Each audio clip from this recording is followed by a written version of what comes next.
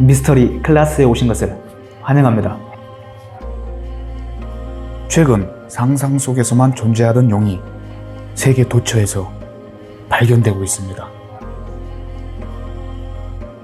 물론 이 영상의 진위는 알 수 없습니다. 하지만 과연 용은 정말 상상 속에서만 존재했던 동물이었을까요?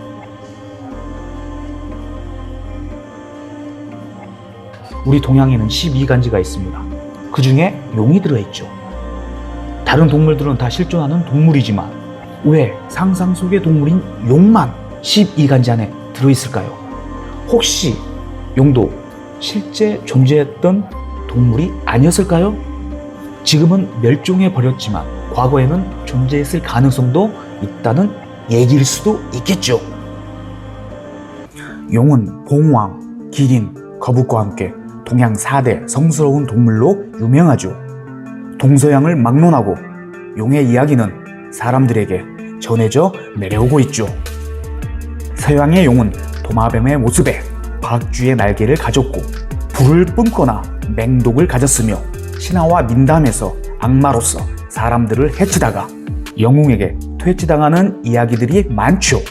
반대로 동양의 용은 뱀과 같이 기다란 몸을 가졌고 신령스러워서 사람들의 숭배를 받았습니다.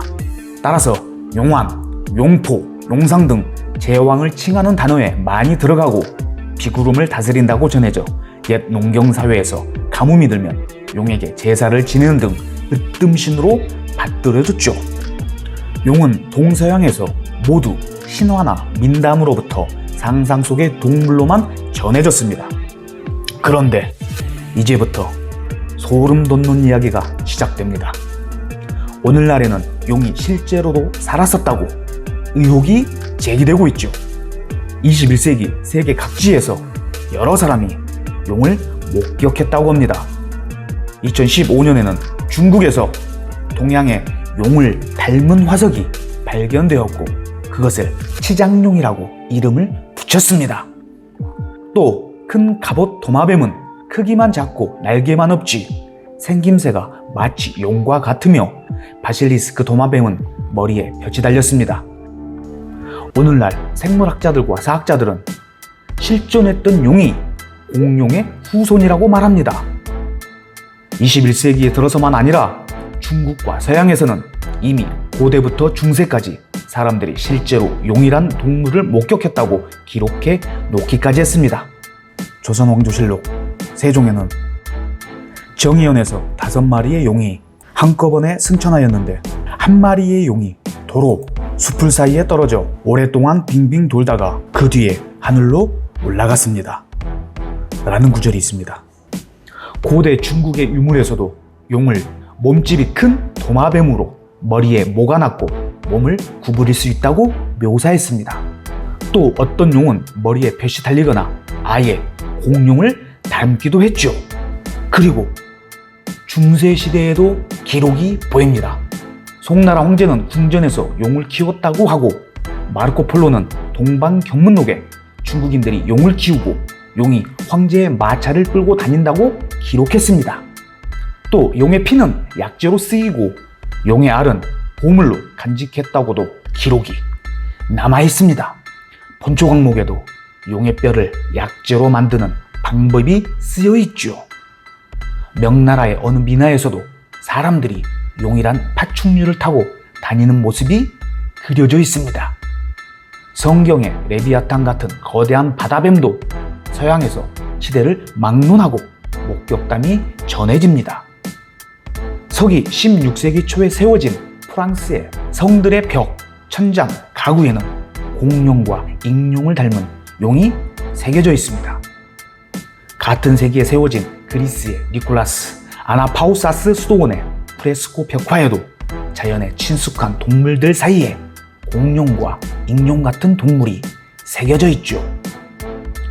영국의 수호성인 세인트 조지가 용을 죽인 이야기는 중세 유럽의 그림에서 자주 등장하는데 그려진 용이 공룡같이 생겨있죠.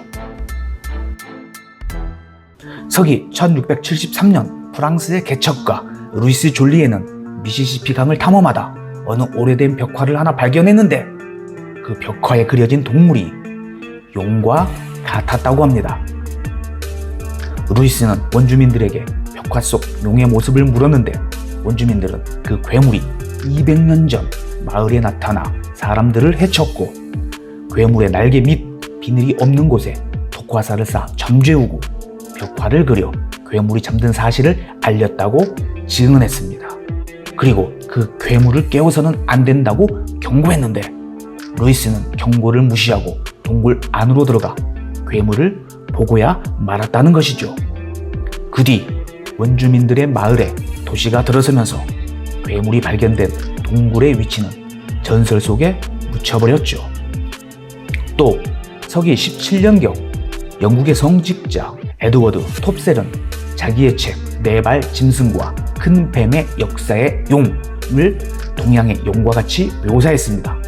어떤 용은 날개는 있지만 다리는 없고 어떤 용은 다리와 날개가 모두 있고 어떤 용은 날개도 다리도 없지만 평범한 뱀과는 다르게 머리에 볕이 났고 턱에는 수염이 달렸다고 기록했습니다. 수컷은 머리에 볕이 달렸지만 암컷은 없고 수염으로도 암수를 구분할 수 있다고 하죠.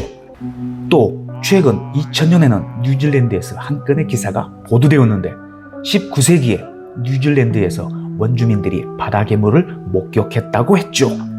원주민들은 그 괴물을 19세기까지 살아남은 마지막 용이라고 주장했습니다. 서기 1669년경에도 영국에서 인쇄된 소책자와 1885년의 사본에도 영국의 에식스 근처에 용이 나타나 사람들을 해치자 마을 사람들이 그 용과 실제로 싸웠다고 설명되어 있습니다. 아메리카 대륙에 있었던 문명에도 공룡을 닮은 생물들이 무수히 등장합니다. 그들은 토기, 그릇, 암벽화, 조각품 등에 새겨놓은 공룡을 닮은 생물들을 상상으로 그려졌거나 우연히 공룡과 맞아 떨어지지만은 않았을 것이라고 했죠. 고대인들은 실제로 이 생물들을 목격했고 그들의 모습을 자신의 문화 속에 남겼던 것입니다. 이처럼 용은 중세까지만 해도 신화, 상상 속에서만의 동물이 아니라 인류의 곁에 존재했었죠. 사학자들과 생물학자들은 옛사람들이 목격한 용이 공룡의 후손으로 지구의 기후가 갑자기 낮아져 공룡이 멸종하고도 몇몇은 생존력이 강해 끝까지 살아남았고 인류는 감히 발을 들이려고 꿈도 꿀 수 없는 오지로 숨어들어 자손을 번식시켰다고 말합니다. 어쩌면 자연이 되살아나고 밀림이 이루어지면 선조들이 목격했던 용이란 동물도 우리 눈앞에 언젠가는 나타날 수 있을 수도 있겠죠. 시청해주셔서 감사합니다.